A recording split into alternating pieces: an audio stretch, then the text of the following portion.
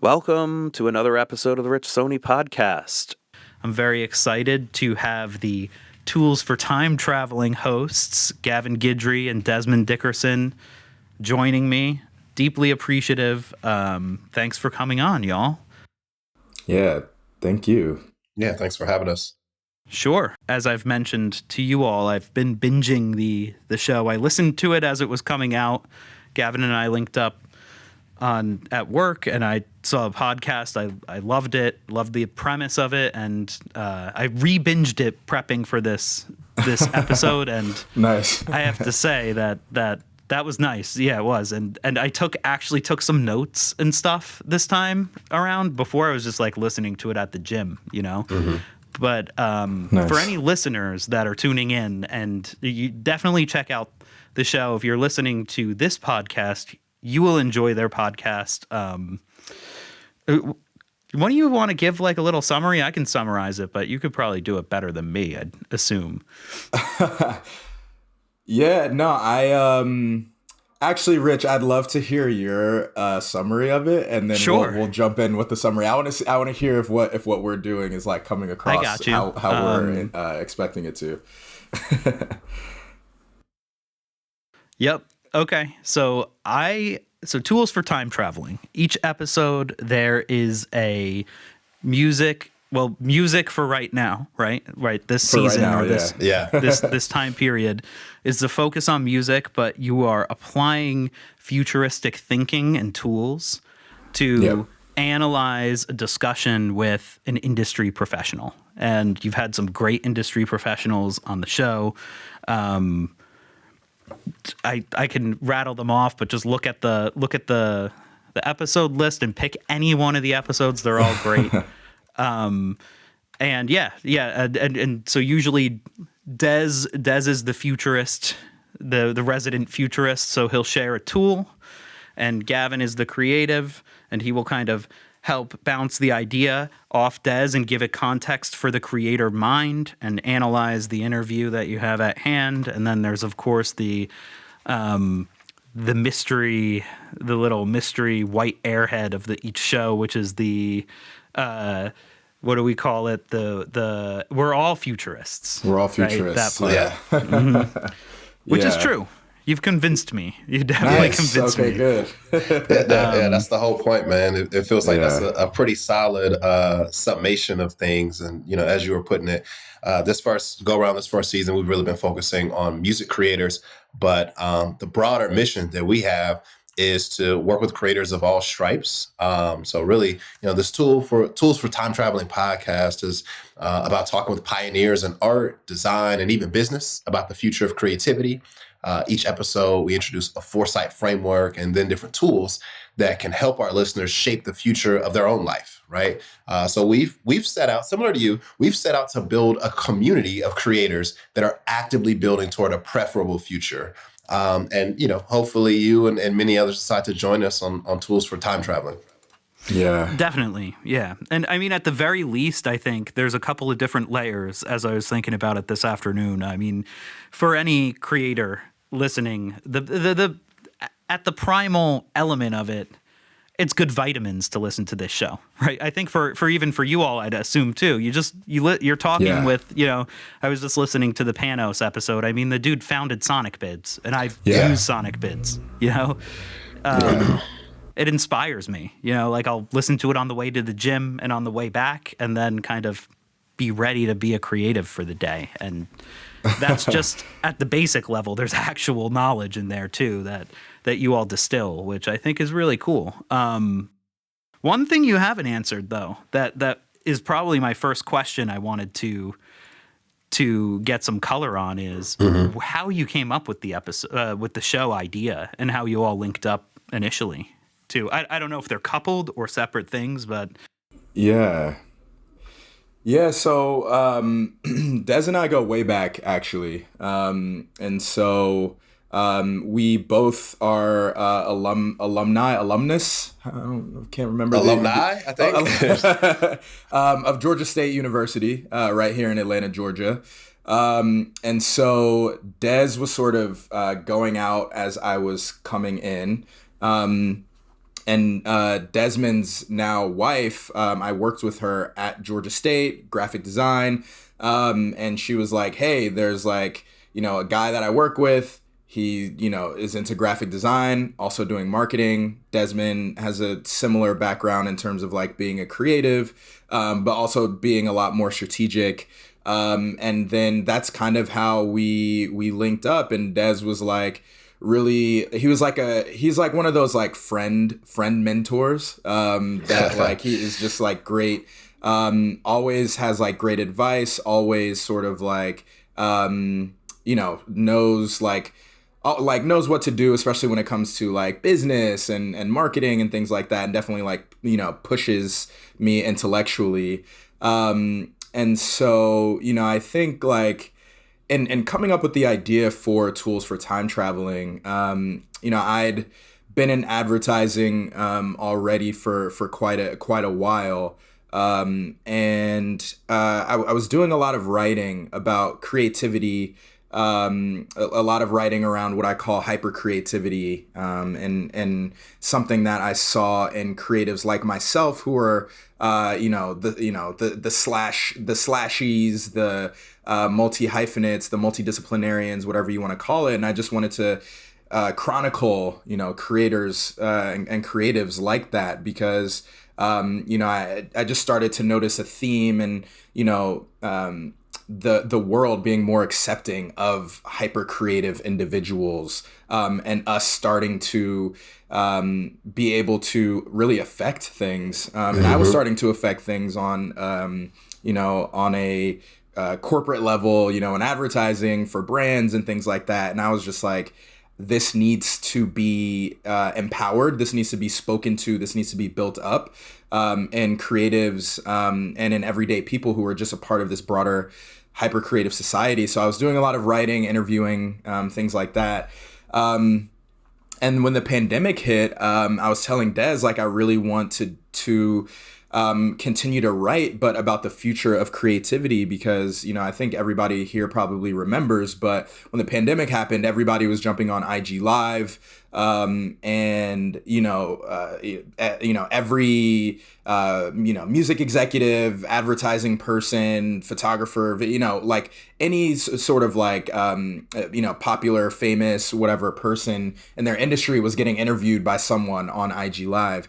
And I remember tuning in and really wanting to get gems about, how can I prepare for the world going forward? Because nobody knew what was going to happen. I knew I was working from home. I knew that, things were changing, but I wanted to know how from some of these experts.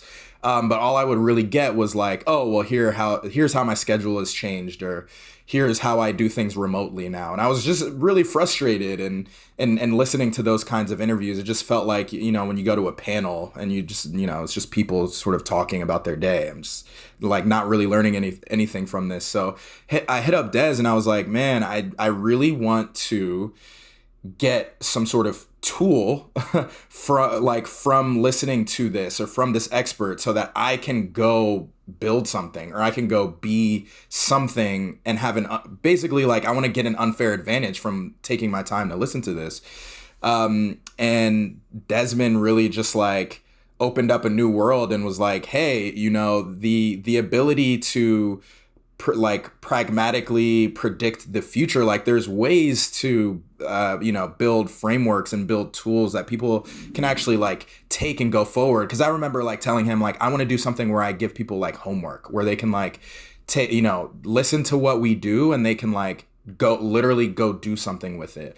And Desmond was like, that sounds like strategic foresight and futurism, and a lot of the work that he did on a daily basis. So that really opened things up for me, because I was like, if we can open up a new way of thinking for creatives, then, that is like, sort of like the next level of storytelling or subject matter expertise or opinion leadership, or whatever you want to call it.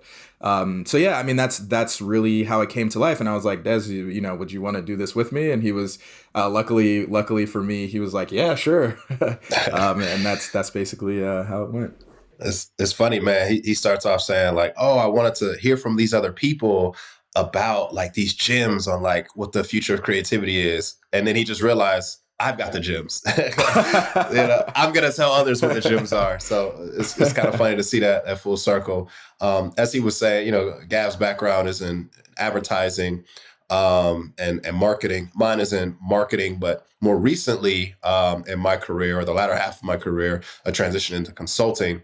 And a specific part within consulting that's called strategic foresight. And as he was hinting at, strategic foresight involves a lot of exercises and frameworks and approaches that allow you to not necessarily predict the future, because none of us can do that, but it helps you to prepare for what the possibilities of the future are, like prepare for multiple different futures, and also to steer your industry, your company, perhaps even the world toward a more preferable future for you.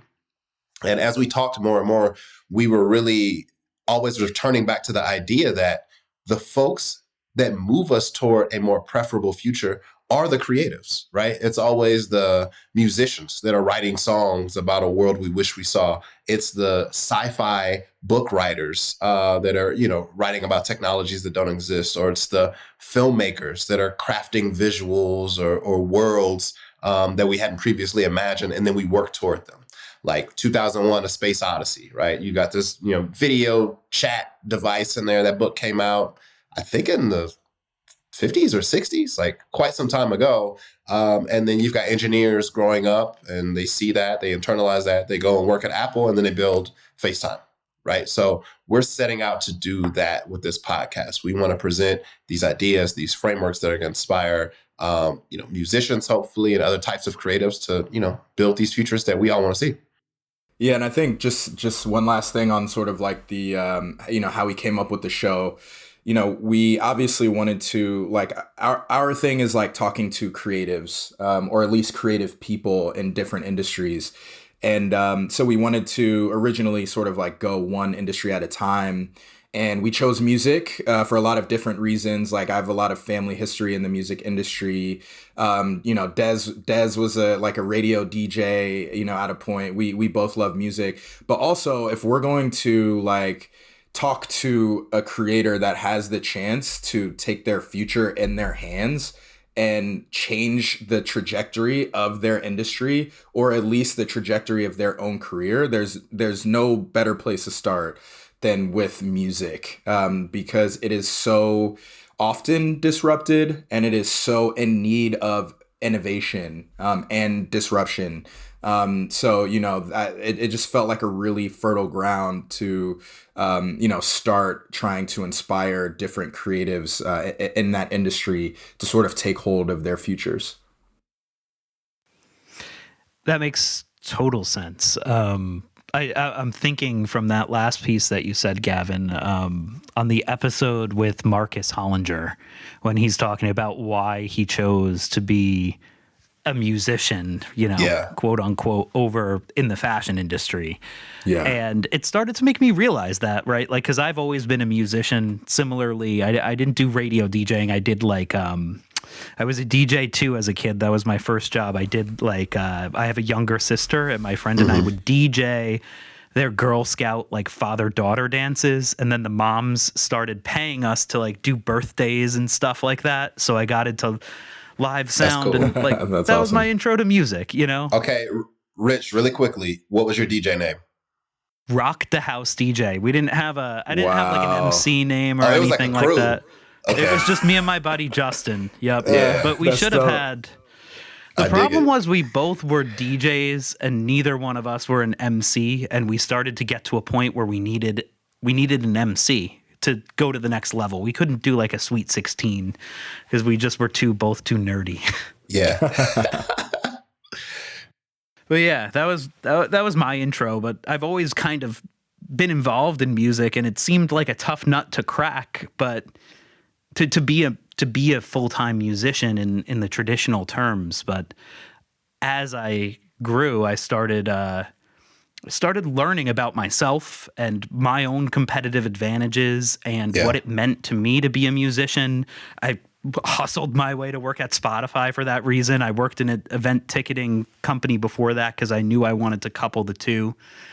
And I did a lot of deep thought, right? Like just thinking about what does it mean to be a musician. And ironically, similar to what Bosco and Panos had both said, I found the future for me by looking way back into the past at old blues singers like Mississippi John Hurt, who decided not to pursue a career. Well, he's one of my favorite music. I don't know if he actually didn't pursue it on purpose or if they didn't give him a record deal, but regardless, he was a sharecropper. But he also was like my favorite guitarist of all time. But he made his living as a farmer, and coming as like giving that identity as a musician decoupled from pursuing that path was mind warping for me maybe about 5 years ago. And then I just started doing this as Gavin had said, I think you're the one who had come up with the idea of this creative like the fluidity of being a creator. I realized all of a sudden, even though we were talking before and I said I can't do video, right? Like I can if I wanted to, right? Like, and I've always been scrappy, right? Like all of my music, I've just loved doing it all myself. I just love that. Like, even though if it comes out like shit, I just want to sit in Logic and I want to learn how to use the compressor, and I want to learn how to, upload it through DistroKid and come up with my own LLC and make my own swag and do all of that, just because I like to. But from your own podcast and my own inner work, I've realized maybe that is the future, and maybe I should start spreading the good word of hey, you should own your own everything as much as possible, because it unlocks, you get that 1,000 fans and you could survive. That's I would say one of the most prevailing themes we've uncovered from the beginning of doing these interviews on through is ownership, which you were alluding at there. If you own your music, the publishing, the IP, all of those things, that's the core of it. And it all goes from there. So maybe you don't have a #1 smash hit on Billboard, but maybe there's a guitar lick that you've come up with that is just like incomparable, and you're able to connect with a brand that wants to use it in a marketing campaign, an ad campaign, or maybe there is a project you put out and the cover art is just so like captivating that people want it on mugs and on t-shirts or whatever that is, and you're able to own that and sell that as you see fit as well. So for the musicians that are listening, I would say that it starts there, and with not letting your passion lead you to getting taken advantage of, in the sense that so many folks in the music industry can say, oh, like, I know you care so much about your dream that like you'll do anything or kind of let anything slide. But you can, still say, hey, I'm going to do this my way and run the business I want to run. Even if I'm not making money in this way I set out to do it, I can leverage my talents in other ways. And, I wish for all musicians to look at it from that perspective. Yeah. And Rich, you brought up this concept of creative fluidity that we sort of like, uncovered when talking to Bosco. I think that's episode 8. If anybody listening wants to check it out, but it's almost like this concept of as a musician, as an artist, not being so close-fisted, right? And like holding on to your identity as a singer, as a songwriter, as a guitar player, as a rapper, whatever you like, people hold on to that really tightly, right? And really make it a part of their identity. And it seems like in the future, and again, this isn't us pontificating, this is us talking to people who are making the future as we speak.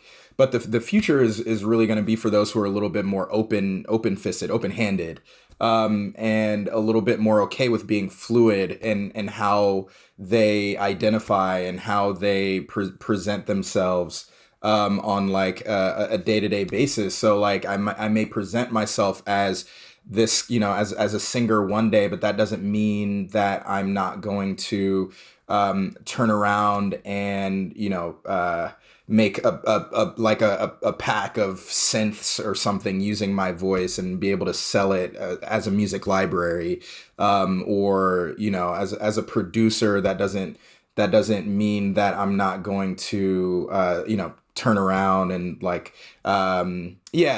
start to figure out like, how can I get a coalition of people together and start, creating like beat packs and things like that. So yeah, I think, that element of creative fluidity, is definitely something that just leads to more freedom in the future. And, that's definitely like another thing that, we've been uncovering, and we actually just posted on social media, but like, T-Pain, is, one of the bigger, more creative, talented, hip hop artists, of recent times. But he is now a Twitch streamer, and doing an incredible job. And not to say that, oh, he's like nerding out or whatever, but he is now using music. And, he's not saying, no, I'm not going to spend my time on Twitch because I'm a rapper, or I'm a singer, or I'm a musician. He's still using that as another way to express his creativity, which comes out in the form of music, but it's through a primarily gaming platform. So he is a pro gamer, but still using that as a platform to get off some incredible music. Like the intros that he makes to his show are incredible. Like he's like freestyling and like, going crazy, and like we're essentially getting like new T-Pain songs, but like on his Twitch stream. So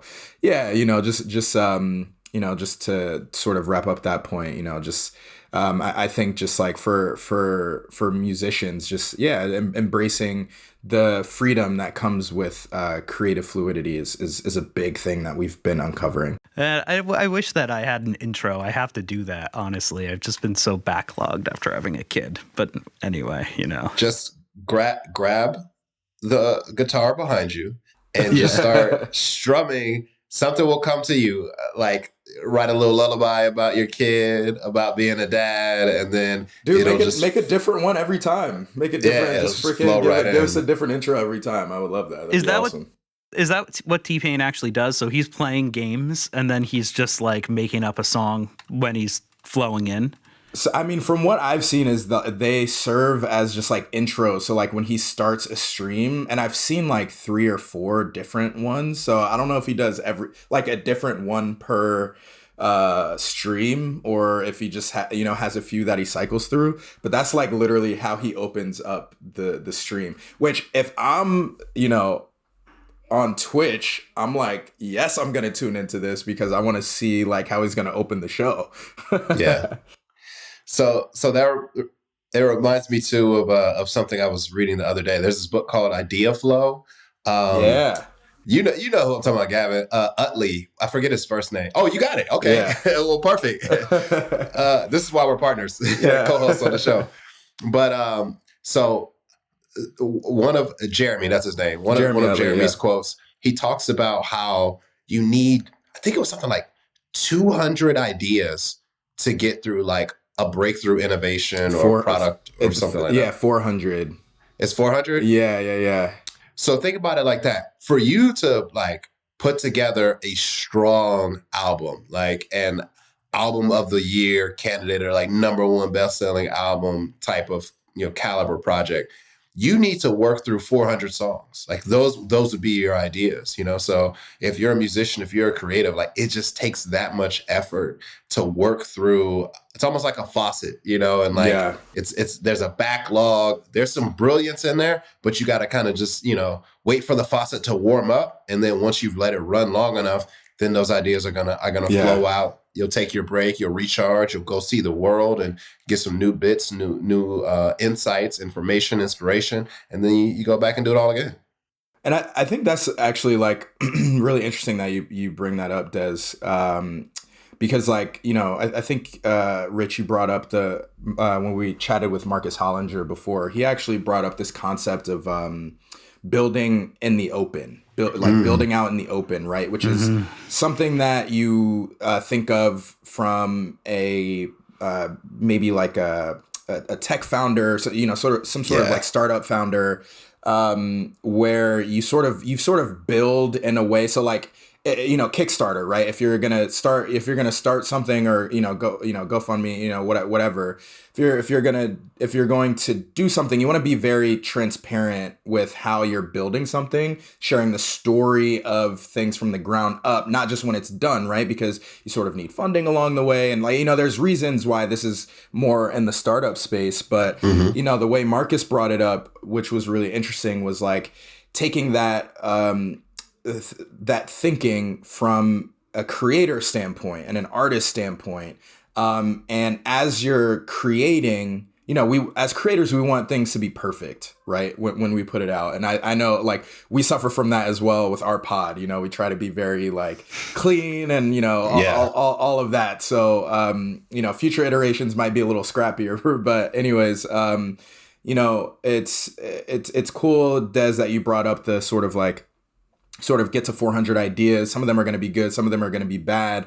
And, you know, so maybe those are songs, right? You go through several songs, but I think it's cool even to not keep those, like, don't throw those songs away, but like almost like use that as content, like as you're creating them with your audience, to like almost endear your audience to you. You know what I mean? So, like, you know, as your, you know, comedians go and like, when they're working on a special, they'll go bomb like crazy out at local comedy clubs. Like what's the music version of that you can do with, like, I'm not saying you have to put it on Spotify, but there probably are ways that you can, you know, share those with your audience to say like, hey, you know, you guys are sort of like rocking with me in this, you guys are participating in my content creation, my content process, by like listening to all of these like this experimenting I've been doing, and I've been sharing it with you. You've been giving me feedback. I've been iterating on that.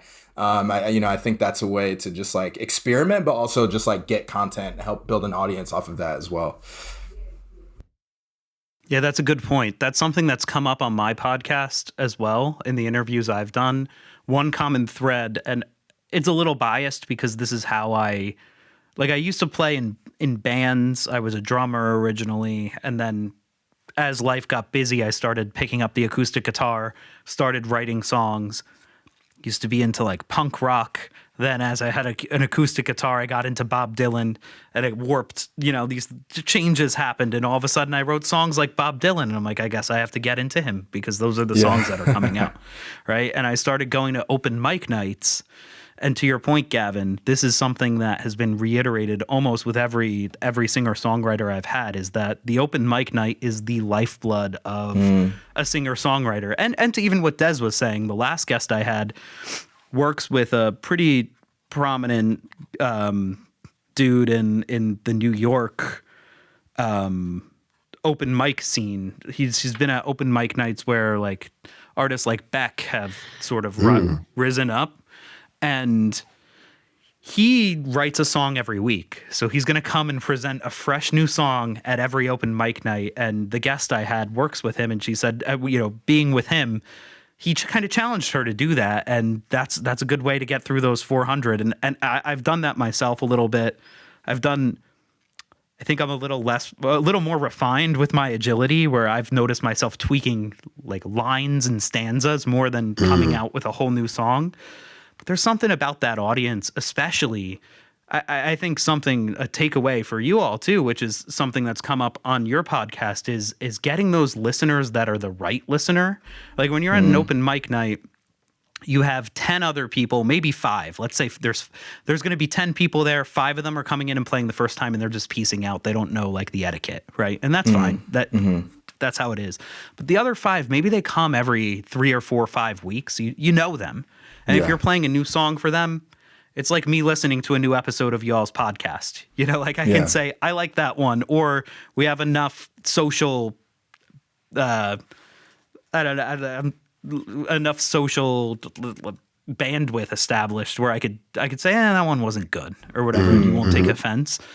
That ends up happening with songwriters, and I wonder how in the future that'll happen. Yeah. And you all make me think about that, because this is a full analog, and COVID stripped that away. Yeah, for sure. It started up again, but yeah, I think that's a.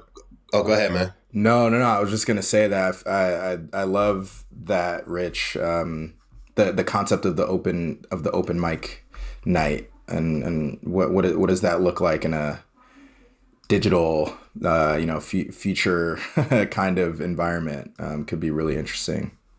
yeah. Also, as I think about the future of fandom, the future of music, and how musicians connect with artists, what if you cultivated your own open mic night? Maybe it's your Patreon account or something like that, and it's like, hey, for the members that are paying at this tier, I'm going to open a mic. I'm working on this new EP. I'm going to play 3 songs.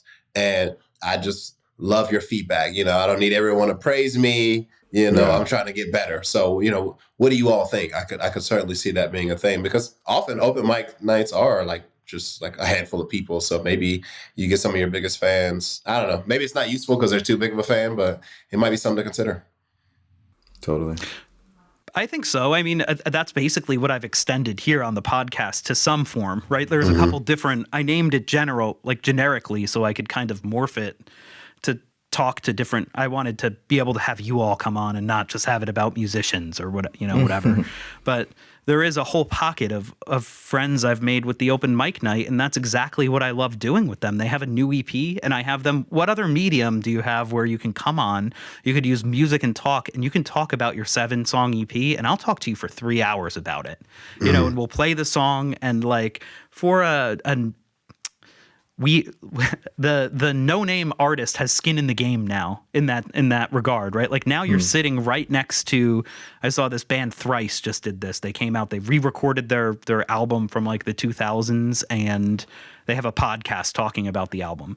These are what more major and indie actual labels are doing, but we can just do that. We don't need anybody to tell us to do it, right? And we need people to tell us to do it, but we don't need anybody to fund it. I think that's the main thing. You can bootstrap it yourself, and those fans, even myself, being able to extract the content even from your all's podcast. There's some legit value there that I think the future holds, which is we all get to choose. It's almost like, I've thought about this and never said it before. It's weird that the conversation kind of went down this path, but I've mentioned the old music, right? So I'm usually either listening to old blues, 90s hip hop, or people I know.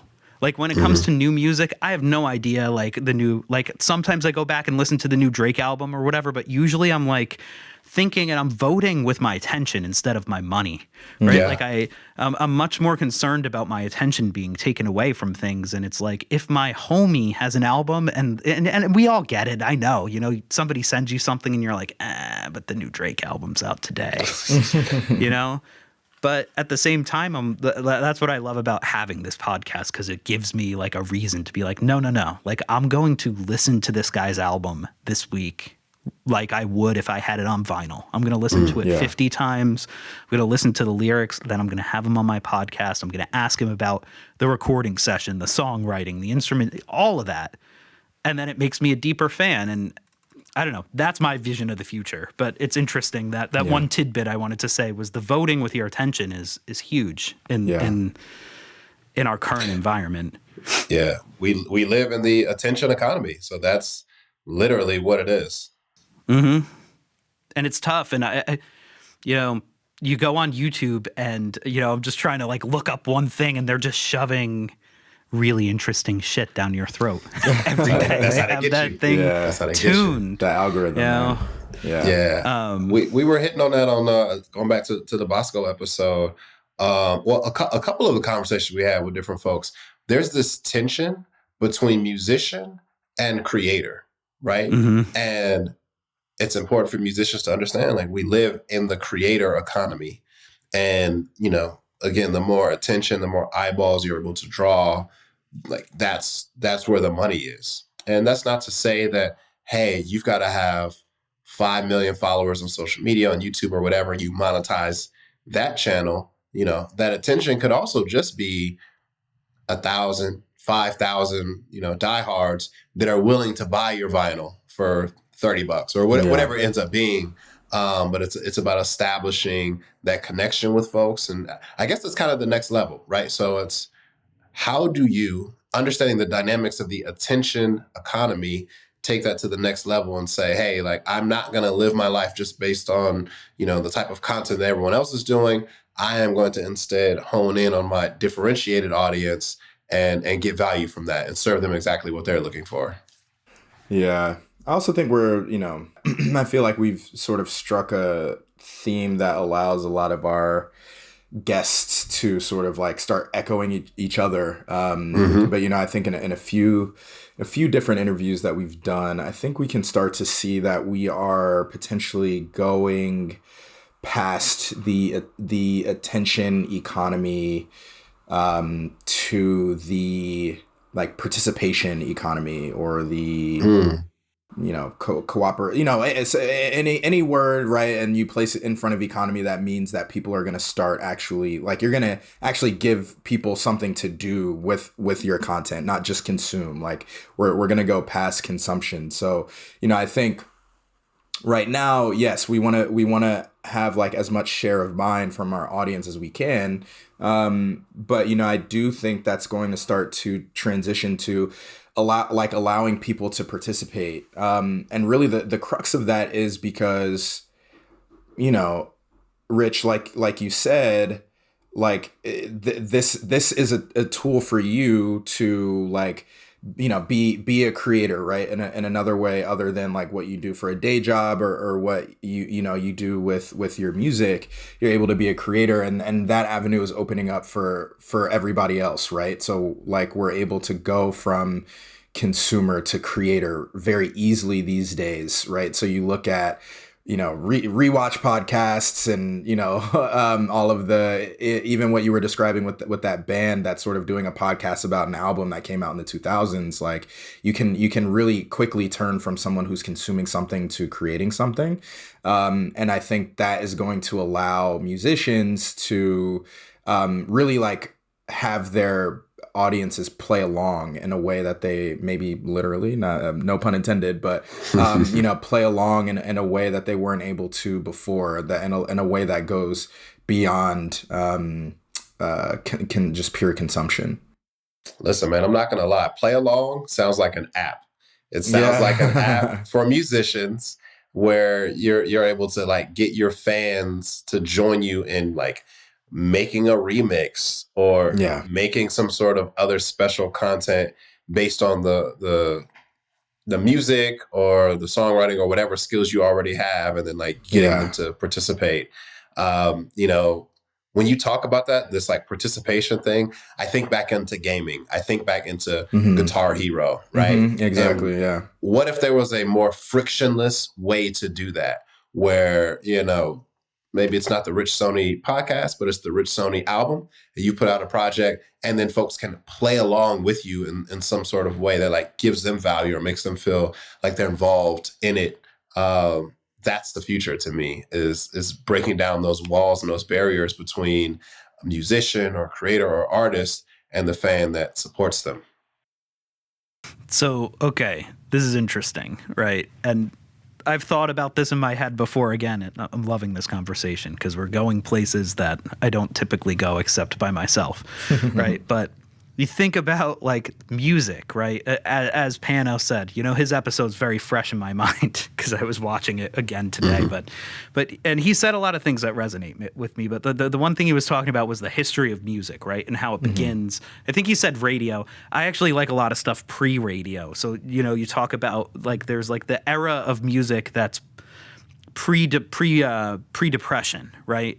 Where you had a boom of recording, and basically the thing was they were able to do mobile recording and go to these different communities and localize music. They could record these blues and like hillbilly artists that were the beginning of country, like in a town, and only release 1,000 albums. And like that's why those things are so coveted, because They weren't for anybody except for the people in that neighborhood. And then in the 1960s, all of a sudden, people started wanting all of these Mississippi John Hurt records and going to his house and being like, dude, do you know you're famous? Right. So we're in a. I always think about music in this way, and I think you all have touched on this too, which I haven't touched on this podcast too much, but I would like to go down this avenue of what is music and what actually music isn't only from the past 150 years, right? That's just like nothing compared to what the utility was before recordings, right? Because that was there's a cool documentary on this subject. I don't know if you all saw it. It's called American Epic. And like Jack White produced it. It's pretty cool. They have like Nas go into they set up like the old the original recording. It was just one mic in the room, and you kind of mix by standing away from the mic. And they had a weight that would cut vinyl like right there on the lathe. Like that's how it worked. They'd have a weight that would spin the motor, and it would kind of cut the vinyl. And Jack White and the guy that like set this thing up rebuilt this thing and got it restored, and they had artists come in, and they had like the Alabama Shakes do a song. They had Nas come in and do a song. Wow. It's a cool documentary if you haven't seen it, but yeah, they basically said this was the first time America heard itself. And I love that quote, because before that, the music industry, and it's crazy, the beginning of the music industry, all of the companies that were making records were sewing machines because they made needles, right? Like it's just ridiculous to think about, right? That's like what the market was. And artists weren't even really emphasized, especially in blues and hillbilly music. You had like classical music, like Victor Caruso, I think his name was, who did like opera stuff. He was more of a star, but they were much more into the publishing side of things in the beginning. It was like, who's going to have copyright over these songs because it's the first time we're doing it. Yeah. And if we didn't have that, if we went back to 1899 or whatever, right before recording started, what did music mean to people? And I think you all have extracted that, and guests have said it, right? Pano said it, but I think also Erin Knights had a really good quote about it, where she was saying that I think Pano said besides it's more universal than eating, right? And then Erin said that it's like besides sex or being a mother, it's the only way you can feel inside of someone. You're not going to take that away besides making money off of it, right? So I think what you all are proposing is moving into the future. Maybe technology might be leveling that out. Maybe, like you said, Gavin, who said anything about making money, right? Like maybe we just like music because we like it. Yeah. Maybe we can make money at the same time, but there's something to that, right? Like, and I think that's maybe why you all started with music on purpose or intuitively, as it is pretty universal. Yeah. I mean, that's a great explanation of it. And I mean, I'll let Des take this away because he sort of came up with it. But, in some of those interviews that we had, like, music is essentially like the technology of connection. Yeah. I love that quote. Yeah. And so if you think about that, if you think about music as the technology of connection, going back to, pre-modernization, you might have one tribe banging on a drum at a certain cadence to communicate miles and miles away with another tribe. Like, we're all gathering to meet up, or, like they're going to be approaching us soon. Maybe it's good, maybe it's bad. But, thinking of it in that context, and then, time goes on and it starts to get amplified at amphitheaters, and it's used to connect and communicate with even more people and share the beauty or the lamenting of love and different experiences, so you're kind of, again, it's still that same technology of connecting people, and eventually you're connecting people via broadcast system, one-way broadcast systems. And then you get to the point where it's like, two-way broadcast systems on all of our phones, where we're able to, communicate back and forth via music in ways that are a little more interactive. And who knows what it turns into next. But I think that no matter the digital tools that we have at our disposal, music is that one endearing technology that allows us to communicate and connect no matter where we are. And I think that ties right into as well. You touched on, Rich, you touched on utility, right? And I think that ties into a lot of what Gavin's been saying about what the utility of music is.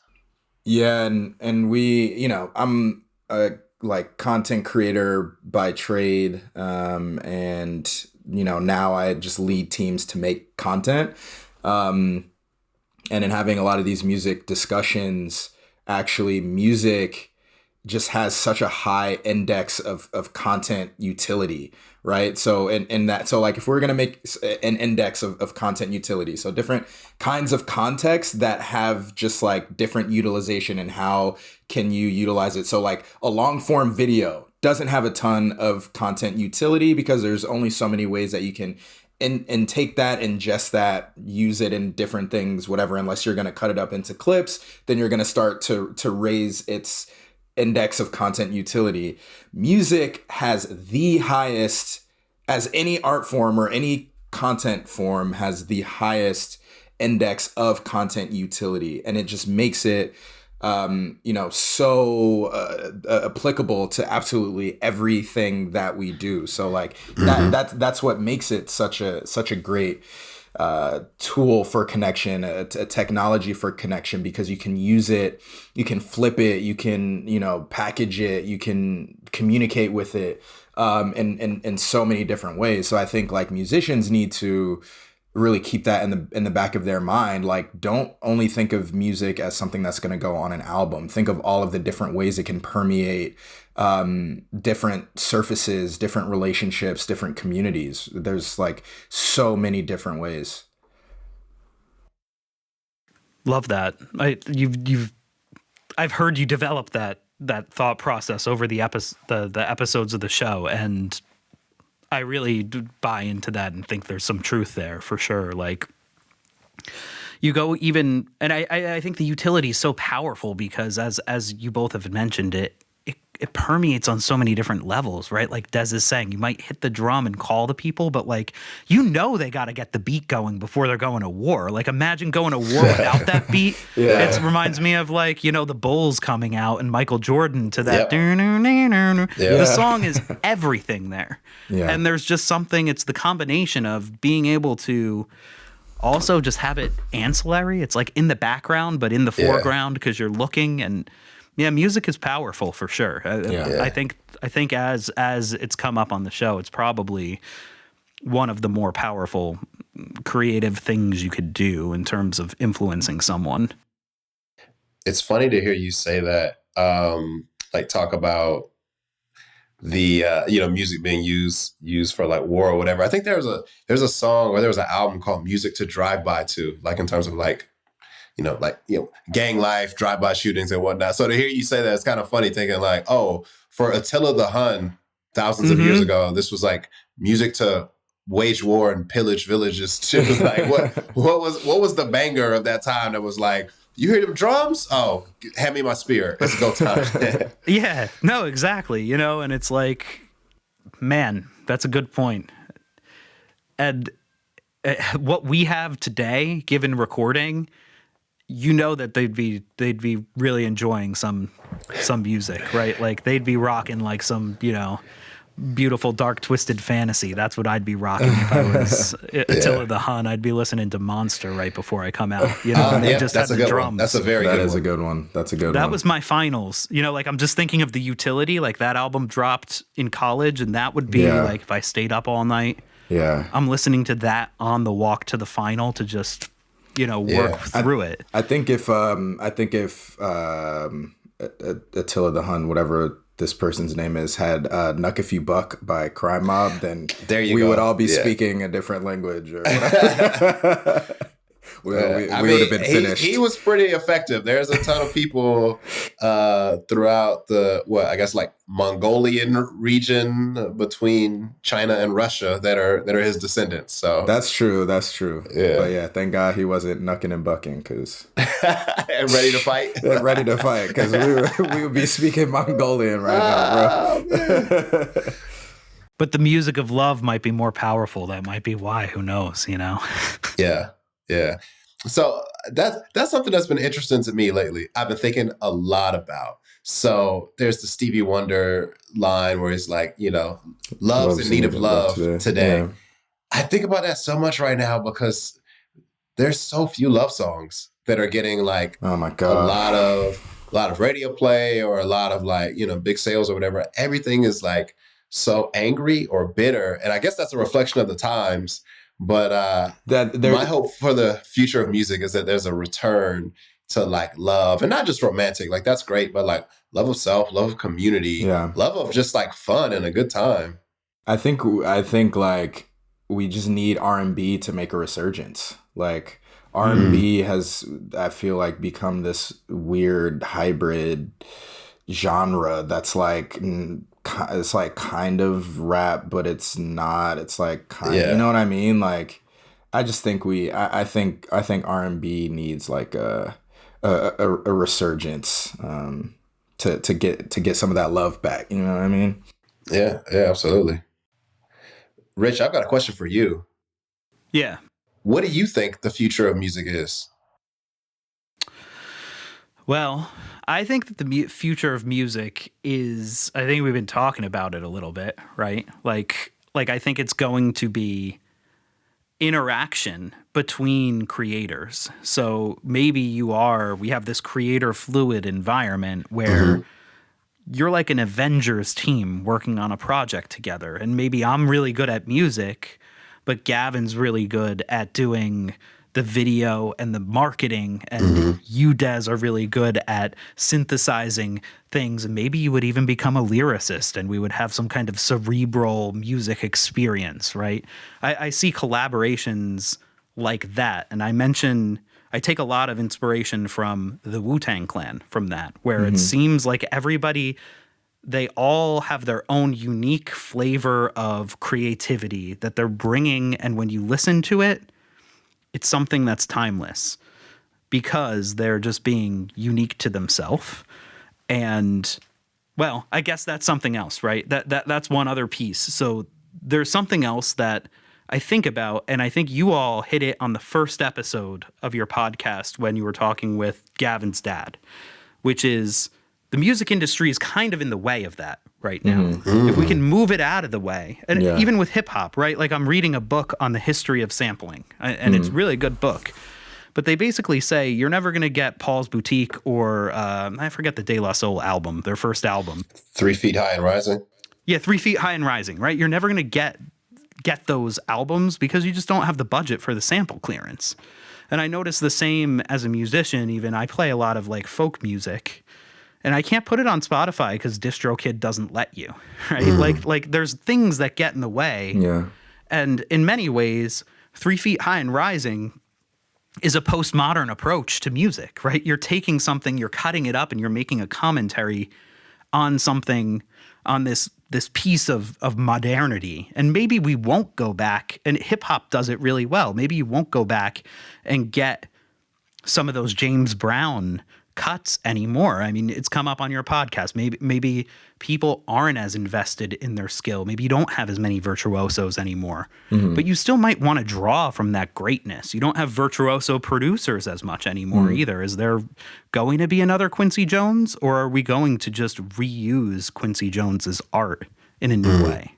And I wonder if that's where the future is going to be, is a combination of that. It's like I can write music, but I can also reuse art that's already existed to create something new. But it's rooted in some value. And I think hip hop does that really well, where it's like you're listening. And again, the Wu-Tang Clan, you'll hear the permeation of that in other songs, right? When like Kanye's like me and the RZA connect and he's talking about, he's making a reference to Only Built for Cuban Links. Like that is the stuff that I love. And I pursue, and an artist, I want to be taken down this rabbit hole and listen to a whole podcast and read the book and figure out why that line has such historical significance and why it's making maybe a comment on something that wasn't. It could be turning something on its head. It could be making a comment. It could be saying something's good. It could be just giving a nod. But I think that there's that context that we can't avoid anymore, as we were saying with the attention. That hasn't come up, I don't think, on the podcast yet, that I do see, which is this like the new generation of musicians can't avoid paying attention to what has come before and almost needing to say something about it because it's there. It's everywhere. You can look up anything, you know? I'd love to see more sampling too, like YouTube. I know it's out there, but I'd love to see more cerebral YouTube sampling.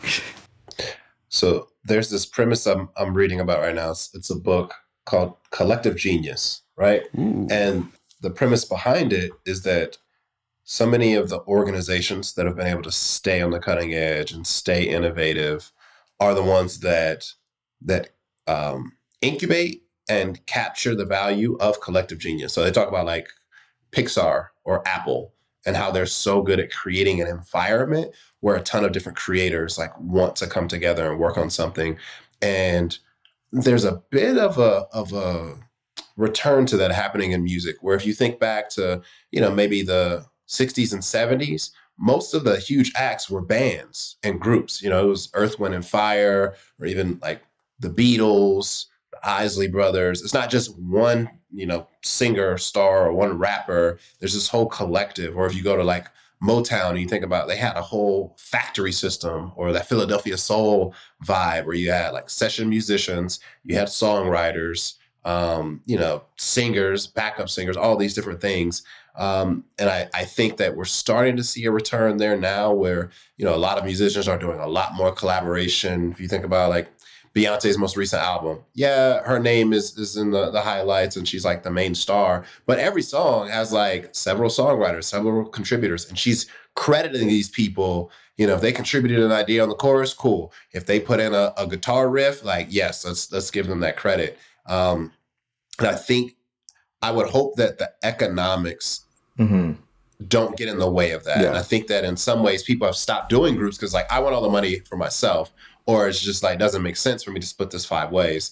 But, hopefully like that's what creativity comes down to. Like no one makes anything in a vacuum. It's about being pushed by your fellow creatives to make these things happen. And that could be musically, or as you were getting at, Rich, like this whole collective of multidisciplinary collaborators. Like, we kind of hit on this on one episode. Imagine if there was a job fair for an album or for a music project where it's like, hey, I've got some session musicians I'm looking to hire, but also I need some merch folks. And also I need someone who's got a little experience with coding because I want to make a simple mobile game that like plays off of this theme of the album and utilizes the music that's in the album, these types of things.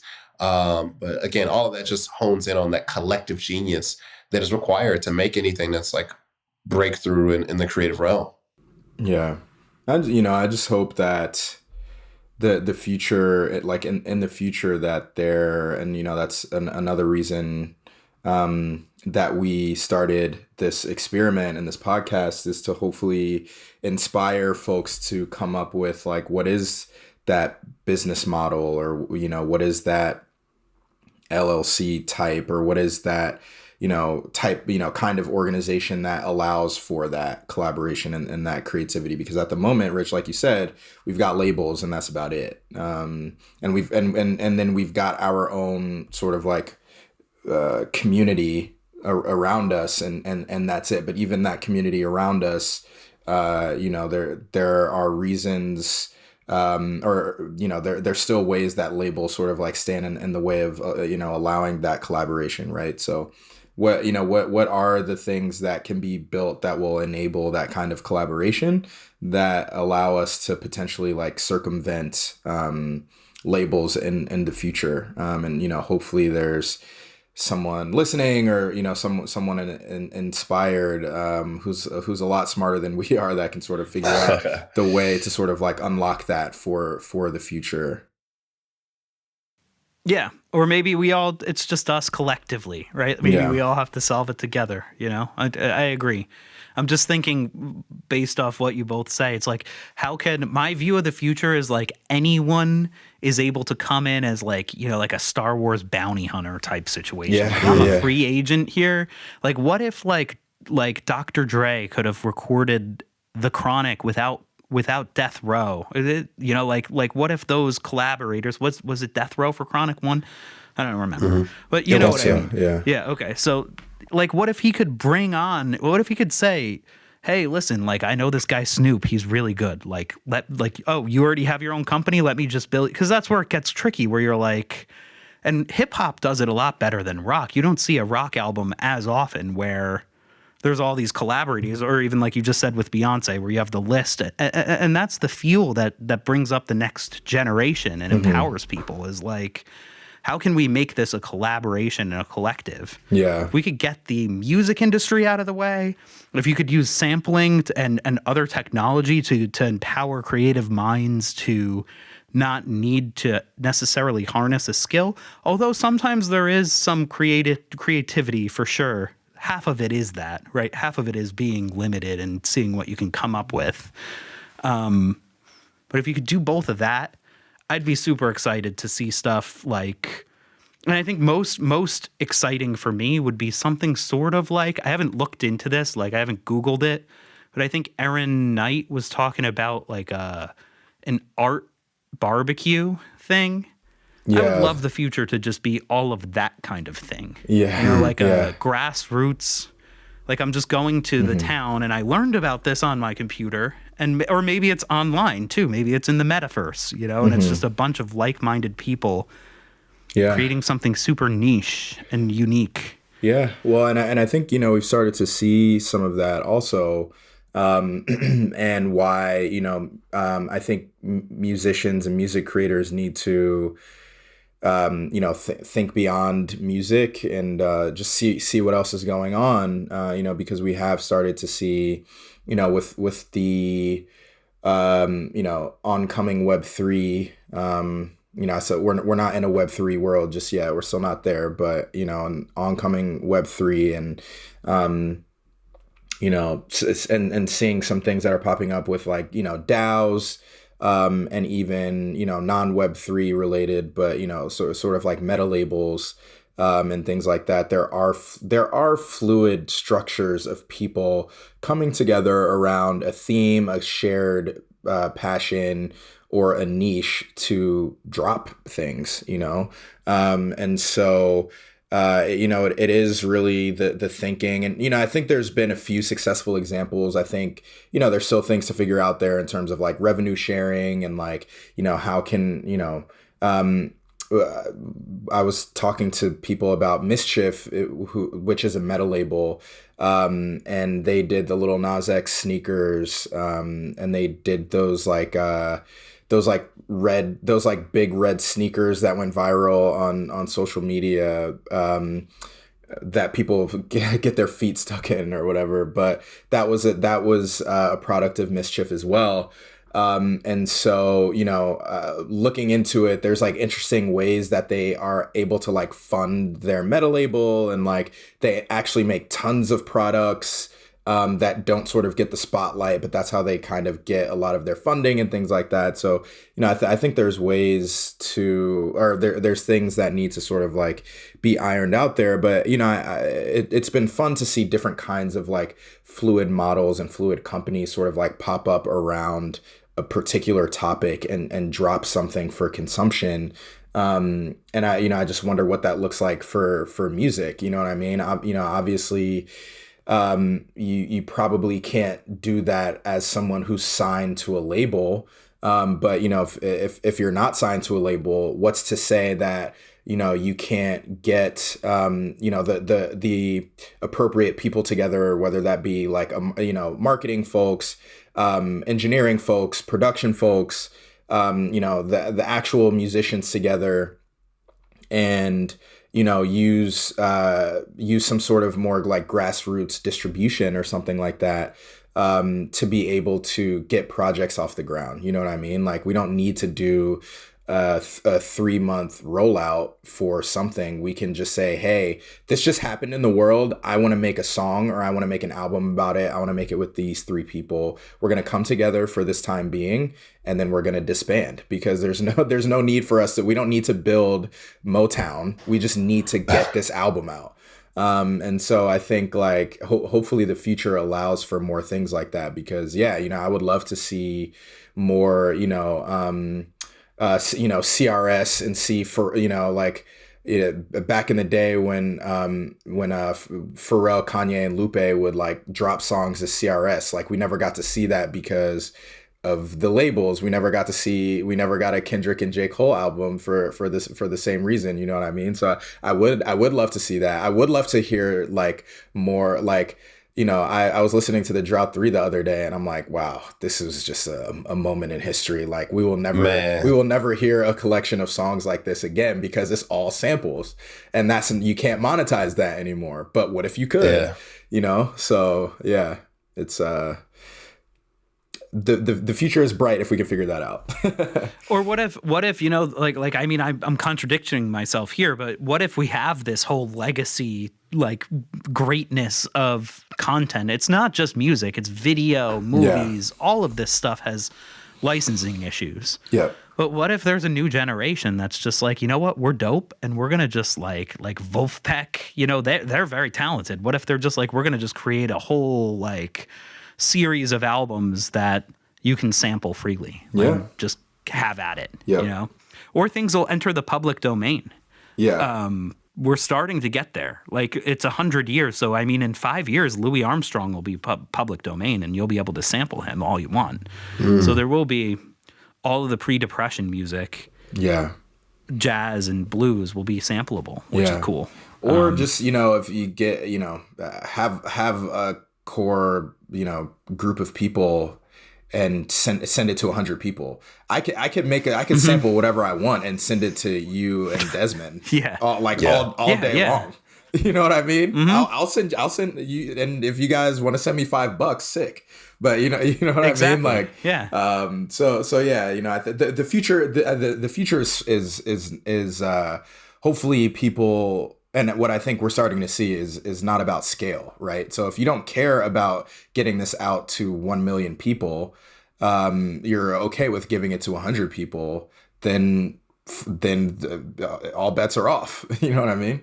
So as you talk about Louis Armstrong's material moving into the public domain here in a couple of years, we combine that with emerging technologies. And I start to get really curious, okay? Because we've got the rise of generative AI technology, which is artificial intelligence that's able to seemingly create art, whether that is, write an essay or, come up with images that we've seen in, deep fake videos and all of these things.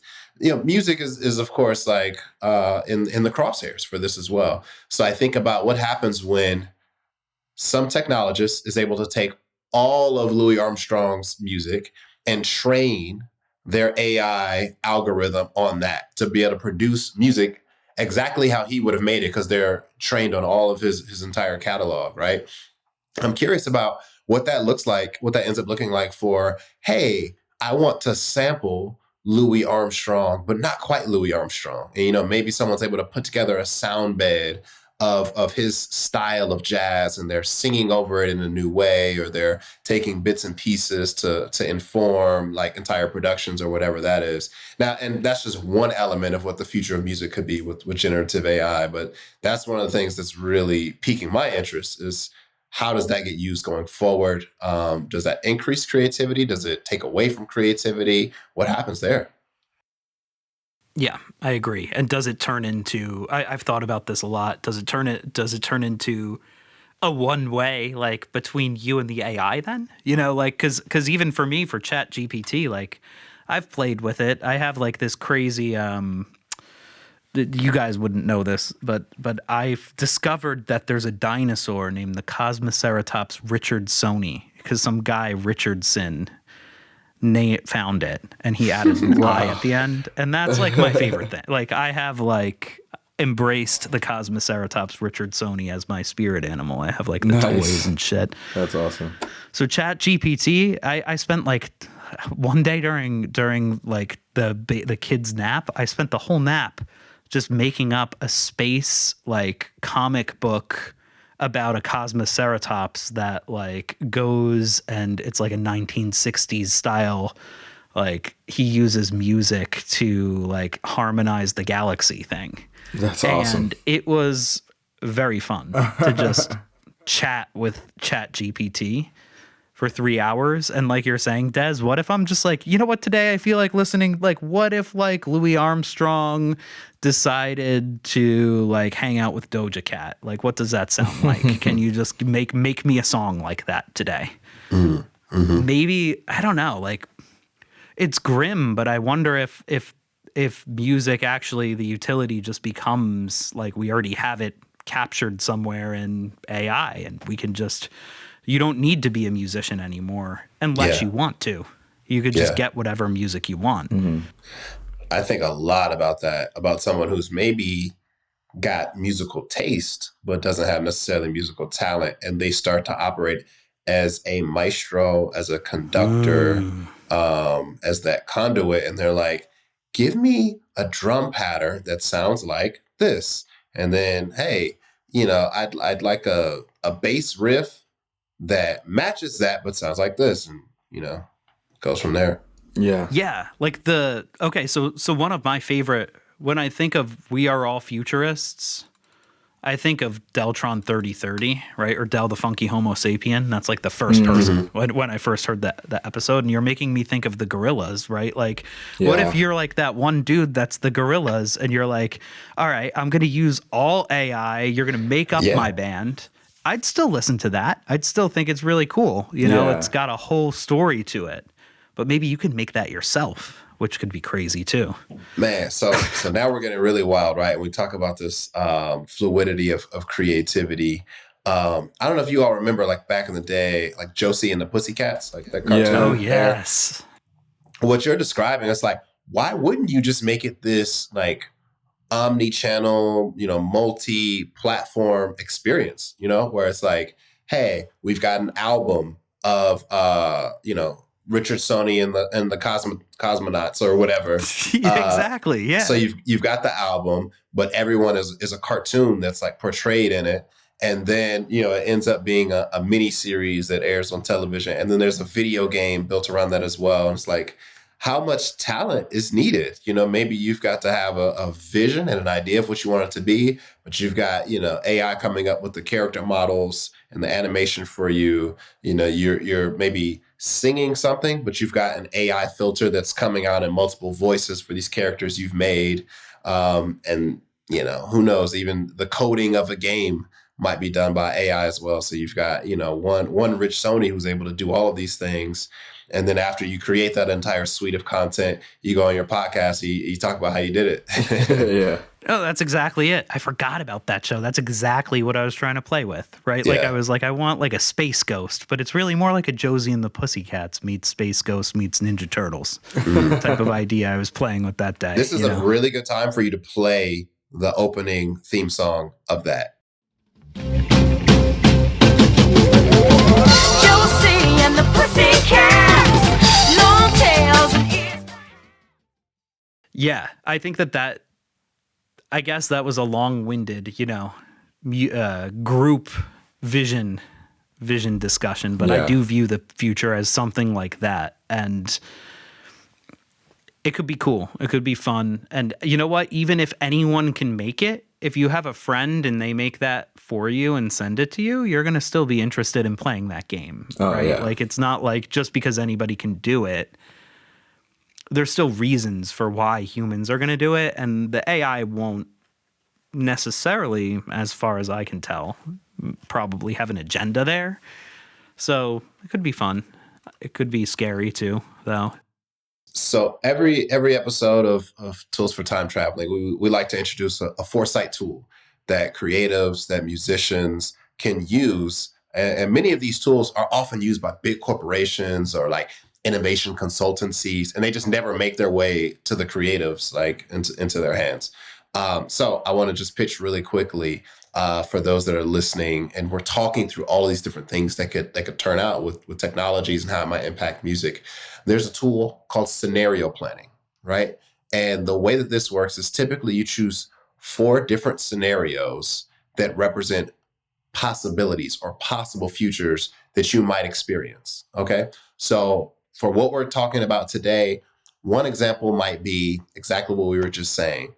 There's an AI tool that allows anyone to sing in multiple voices that sound pristine, allows anyone to, just hum a tune or make a quick suggestion, and it can construct a beat and different instrumental riffs around you, right? So let's imagine that type of future. And that type of technology is owned by one label. What would your future be like? How would you operate in that future? Like, what would you do as a musician when you're up against that? Another possible future is, hey, that similar technology exists, but everyone has it. So you as a musician, you can easily get it and use it and, just make things happen. How would you operate in your career if you had that type of tool at your disposal? Another future might be, hey, maybe some politician, maybe some governing body, or even a union decides, whoa, this is going to ruin technology. So we don't want that to exist at all. And no one ever gets that technology. And you've kind of just got the status quo. Like, the technology exists as we use it today. Like, how would you operate in that space, right? And then maybe the fourth scenario is something like, yo, the metaverse becomes as popular as the iPhone or as popular as the internet, and everyone is operating in the metaverse and experiencing things in the metaverse. How would you translate your musical talents to the metaverse, right? So if you've got these 4 different scenarios that you can kind of map out and maybe write a headline for each, how would you approach your strategy as a musician or as a music manager or as a label director or executive? How would you approach these different scenarios? These are the types of tools and conversations we like to think through, and the tools for time traveling podcasts. And it's fun exercises, but it's also really helpful to just help you to think through what your strategy is going to be. 100%. Those are the vitamins that I was talking about, Des. Yeah. Thank you for adding that. I was going to bring that up before. I was going to say, you all are always framing it with a tool, and we've been just, going off the dome here. Yeah. I'm glad you brought that in. Maybe that's a good time. We've been talking for a while now. Maybe we should cut it. Before that, though, I do want to ask one. I think we've touched upon it, and I sent this to you all in the beginning, but one of the main things I wanted to ask you coming on to this show, since you have your own show, you have your own agenda you're always trying to fit into, and you have guests, so maybe you can't go as unhinged. Although you all do edit it, so it's a little easier. But is there anything that just never came up that you want to share here about the show that just doesn't fit into the medium of tools for time traveling? Oh, I have one more too. I'll ask after this. One more fun one. We haven't talked a ton about AI and how it impacts musicians. So it was cool to chat about that a little bit today. Yeah. But aside from that, man, like, we just steer it where we wanted to go. So yeah. Well, I mean, I think it's that, and like we kind of know what we're gonna around about. Like we target our guests very intentionally. So I think for the most part, we know what we're gonna get. I think Des has a book behind them. This is probably going to be audio only, so you won't be able to see it, but it's called Design Fiction. And that's sort of like a practice that always gets me really excited, but it's essentially creating like artifacts of the near future, things that don't exist yet. But creating fiction through, people call it speculative design or like, whatever. But we don't spend too much of our episodes sort of like pontificating and thinking about, what are some potential solutions to these things that we're talking about. Because then, our episodes are already pretty long. They would be probably twice as long if we were going to spend time doing that. So I would say that that's something that it would be cool to get into, in our episodes, but I think we'll try to create some avenues for doing that in the future. Stay tuned. Oh, I will. I really enjoy the show, as I said, and if people are still listening, you already have gathered. One little fan question I have is, what's the story with the artwork? How did that come to be? Oh, that's a great question. I'll say this. I mean, you all work together, so you probably know. Gavin is just like a brilliant creative and has like fantastic, Oh, stop. not just vision, but being able to like bring visions to fruition. So much of it is him. He's like the design guru behind like our visual brand identity. We had an early conversation. I think there were probably some other influences, but one big influence was the movie Soul. Yeah. It's a Pixar movie, and there's a part. So the premise of the movie is, I don't know, it's really hard to even distill it into one concept, but it's about kind of going after your dreams and you know, what happens when you don't go after your dreams and like how that speaks to your soul, like the very fiber of your being. And there is a setting in the movie that is essentially, I won't even call it the afterlife. It's like the spirit it's realm. It's like the spirit realm, Yeah. essentially. Yeah. It's like pre-life. It's not even like the afterlife. It's like the pre-life.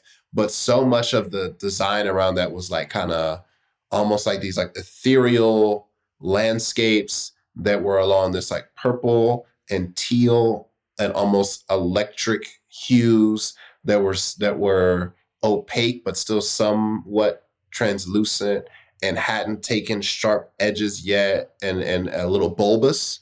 And to me, I envision that as like, this is a visual representation of creativity where there's like ideas and there's sparks swirling around, but they haven't congealed quite yet to something solid. There's so much potential for them to be anything. That really resonated with me. I love that movie. And I just shared that with him. I was like, yo, this is what this means to me and what I get from it. And if that resonates with you, I'd love to move forward with that. So that was my input, and I'll let you take it away, Gavin, on everything else that inspired you. Yeah, I mean, like I was struggling like at the beginning with exactly like what I wanted the look and feel of this to be like. But yeah, when Des hit me with that soul reference, it was perfect because it feels like something that is like outside of time, and like we're talking about the future, and we don't know what the future is going to look like. We don't know if the future is going to look like the past. We don't know if the future is going to look like the present, or you know, whatever. And there's a lot of you know, people have of course done a lot of imagining of what the future looks like, but I think we wanted to create something that feels old and it feels new and it feels present. And so like that was such a great reference, the soul reference. So everything that you see when you actually watch an episode, in terms of the color and the art direction and things like that, really come from that feeling of trying to create something outside of time. And then the actual like episode artwork, that you see, like, you know, for each episode, we switch it up slightly. But it's actually a riff. It's an early riff of the A Kid Named Cudi artwork, mixtape release from 2008, maybe 2007, 2008. And I've always loved that graphic. And whenever I think of like traveling through time, and you know, I think like us, like, you know, Desmond and I being Black creatives, we don't often see like time travel movies with people that look like us. So whenever I think of like time travel or something and like what does that look like, for whatever reason that Kid Cudi graphic always pops up in my head. So I was like, I just kind of want to do an homage to A Kid Named Cudi. And so I've tried to create each podcast cover to look like we're sort of like Kid Cudi, like in that space suit, sort of like traveling through time, and each of our guests get a little, you know, a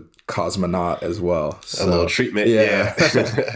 So yeah, it's been really fun. Thanks for asking that. 'Cause like, you know, obviously we don't don't talk a ton about that, but yeah, the creation of this has been so fun. I mean, I hope everybody like does some sort of storytelling, you know, around their passions, because it's honestly like really fun to do all of this. And you know, I don't get to do a ton of design in my day job anymore as a creative director at Spotify. You know, I don't get to touch the tools like that anymore. So it's been fun. And actually, sorry, that actually brings something up when you talk about something that we don't get to discuss in the show.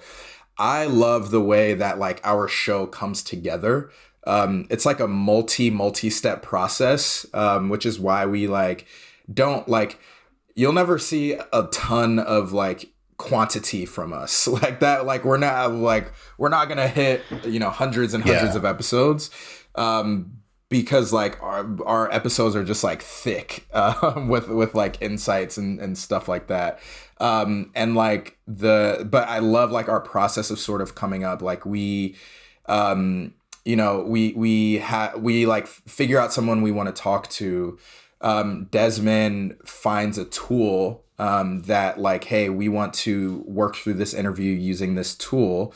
And you know, at which point we'll just put together, you know, sort of like a document where we'll like ask the necessary questions to fill out the tool. And then we'll do part one, which is like the interview record. So sort of like what we're doing right now. And we'll interview the person. Then we'll sort of like sit with their interview and we do this thing. So bringing up Jeremy Utley again, the guy who wrote Idea Flow, he runs the design thinking boot camp for executives at Stanford, and I actually was able to go through that program, and they have like all of these incredible design thinking, essentially ways to like come up with ideas, right? Like is design thinking and test those and prototype those and things like that. And they taught us this thing called an insight leap, which is how you go from an observation to an insight, which, you know, whether you're in marketing or advertising or design, or you're a software designer, product designer, is really important to go from something you observe to something that's actually useful and insightful. And we pick out things that we noticed or things that we were surprised by in our interview. And one by one, we'll go and like say, I was surprised when Pano said this, and I think that means, you know, all of these different things. And it allows us to go so much deeper than we would have if we just said, oh, that was really cool that he said that. On to the next one, you know what I mean? So it's like we end up like with and like, you know, we can send like a screenshot or something of like a board that we have, because we end up putting it in like Miro or Figma and sort of like have all these sticky notes everywhere. But you know, that has been so fun to literally like, it's like we get to brainstorm. It's a brainstorm every time we have an episode. So that's been really fun, because it's just like so cool to like keep like ideating and like going on like, oh, what if it means this, and what if it means this, and what if it means this. So that's just been so fun. This whole process of doing this podcast is just like, you know, it's definitely a labor of love, but it's been really fun too. Yes. If we were to like somehow get like 1 million subscribers or something crazy like that, and we could quit our day jobs, then we'd give you all a ton of episodes. Yeah. Until then, yeah, you know, it's not happening. But we enjoy it quite a bit, so it's good to know that at least with you, Rich, it's resonating, and hopefully some other folks enjoy it too. Totally.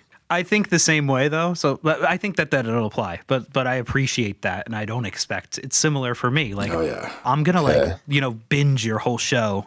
So I get that you guys have your own whole like prep and post that you do on it. And I appreciate that. Yeah, absolutely. I think it's just like disrespectful to people's time if you don't do that. So I take a lot of pride in like, I will go to all of the guests, like previous interviews, everything they've written, like I'm scouring their resume, whatever it is. And then I'm like, yo, Gav, like we got to bring up this, oh man, like check this out. And then they talk to us and they feel good, because it's like, oh, like you're serious about this. Yeah.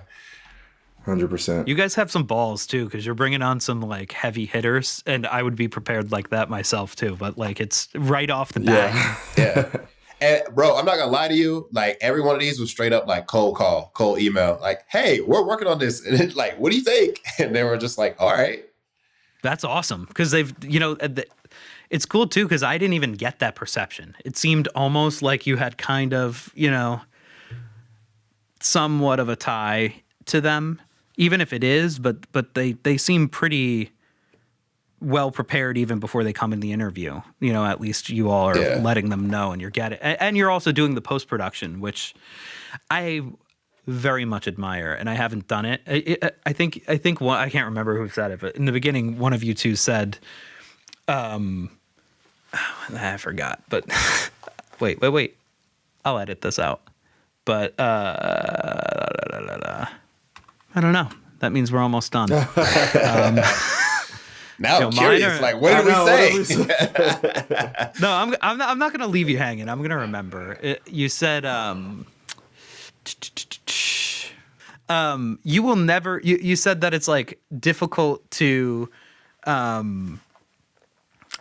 don't remember exactly what you said. That's the problem. But for me, basically, I've tried several times to have a monologue episode where I go back and analyze the previous interviews and put them all together. I've gone down that avenue like 5 times, and I've gotten like a quarter of the way through, and then a new interview comes in, and I'm just like, nope, they're coming on. I'll just do the interview and keep on going. So like that format will come out eventually. I think that's what you were saying. You have this like very prepared format that maybe you'll loosen up eventually. Yeah. And I'm like the opposite, where I'm like, it's very loose, and maybe I will tighten it up. And you know, I really like how Des is like applying these tools and insights to the conversation, and it's pushing it forward as time goes on with each episode. I haven't done that yet. I've only been doing it off the dome on the air. Well, I mean, I think the good thing is that you've got the content, man. So that's now your library of content that you can do. You know, you can flip it and do so many different things with it now. Like the hard part is getting the interviews and doing the interviews. You know what I mean? So. Yeah, and that's exactly. Good because you get it's 2 for $1, man. It's 2 birds with 1 stone. You get 2 episodes for the price of 1, essentially. So it's perfect. No, that's exactly it. And this one is good. I'm appreciating this, and we'll close it up here. But it's nice because I can take some of these insights that we had. It was almost like a little bit of a pause for both of us to take a time out for sure. and talk about our shows, because now I can take some of this, even the open mic stuff that I had mentioned. I've noticed this trend come up, and I haven't had an episode where I take all of those different insights that each person has had and said, like, 10 people have said this. So if you're out there and you're trying to be a songwriter, maybe you should go to an open mic night. Here's how you get started. Here's the tools for getting started with that have come up organically. You all have done that. You've done a good job of doing it on the way, like while you're doing it as you go along, which I enjoy as a listener. Awesome. Well, yeah, thank you for that. Yeah. We might need to get you on to chat about open mics, actually. You might have to flesh that out a little bit more. Of course. And I know some folks that too know even possibly more that I can connect you with too. That would be great. Okay, cool. Yeah. But yeah, let's cut it. We can do this as many times as we want. This was super easy for me, especially at 5:30. Yeah. You know. But it was great to do this. Great to meet you, Des. Great chatting more, Gavin. Yeah. And I always end these weird, but I'll just go in and I'm gonna edit the end, so it's okay because it fell off, so it doesn't matter. But thanks, guys. This was great. Oh yeah, thank you.